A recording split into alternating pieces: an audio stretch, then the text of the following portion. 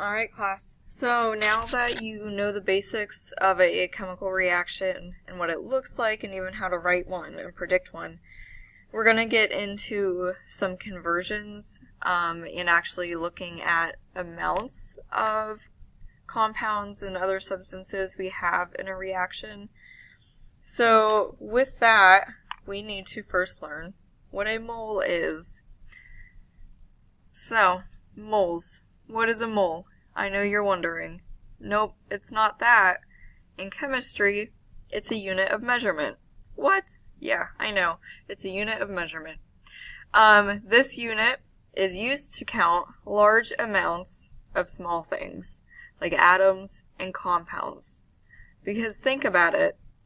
If you have a sample of compounds, say you have a glass of water, you can't possibly count every water molecule in that glass. So we need ways to quantify that, and the mole is that for us.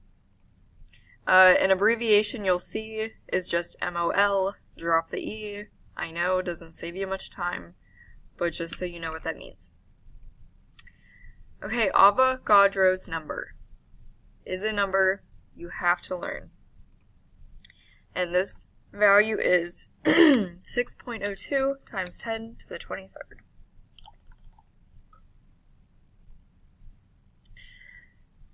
And there we have our good old scientist Avogadro, who quantified this number.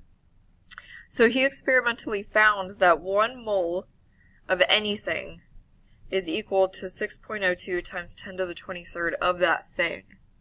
So anything that you count. So let's say 1 mole of me, of Mrs. Ettinger's, you end up with 6.02 times 10 to the 23rd Mrs. Ettinger's. That's a whole lot of me, and I don't think you want that much.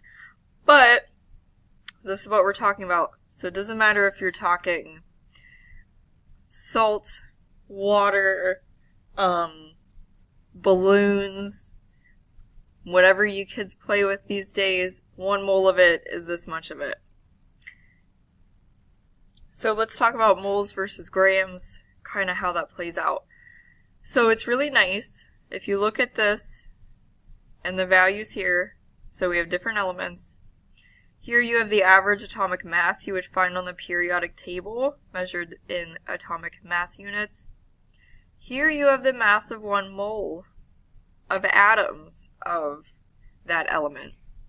So you have 1 mole's worth of atoms. So 6.02 times 10 to the 23rd atoms of that element, and take the mass of it. This is what you get. Hopefully you notice that these are numerically the same number. Numerically the same. Okay?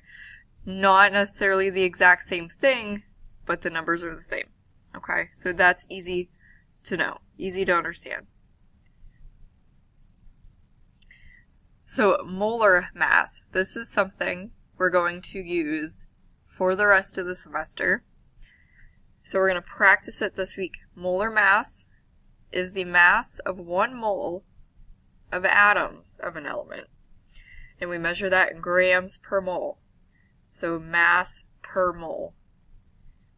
So if you look on the periodic table, here we have iron, for example, 55.845. Right there. That is the molar mass. That is the mass of 1 mole of iron. So nothing new, just sort of a new name to that face. So let's practice a little bit. For each of these elements, you have here, there's 4 of them. List their molar mass. And I would recommend doing this before you get to the Google quiz you'll take after this lecture. Okay, so the molar mass of a compound. Let's take it just one step further. I promise this is nothing intimidating. So, this example here is lead to chloride. Lead having a charge of +2 with chlorine, so you know that that compound ends up being 1 lead atom with 2 chlorine atoms, which we see here. So we have 1 mole of that. What is the mass of that mole of lead 2 chloride? Well, all you do is add it up. you should know the molar mass of lead from the periodic table, and you should know the molar mass of chlorine from the periodic table. Just simple math. So here you have your molar mass of lead. Here you have your molar mass of chlorine. We're going to multiply it by 2 because there are 2 chlorines. So your molar mass for this compound ends up being 278.1 grams per mole. So let's try that for these compounds. Sodium chloride, carbon dioxide, H2O. So again, you're just adding up the mass you find on the periodic table. If there's more than one, you add however many there are.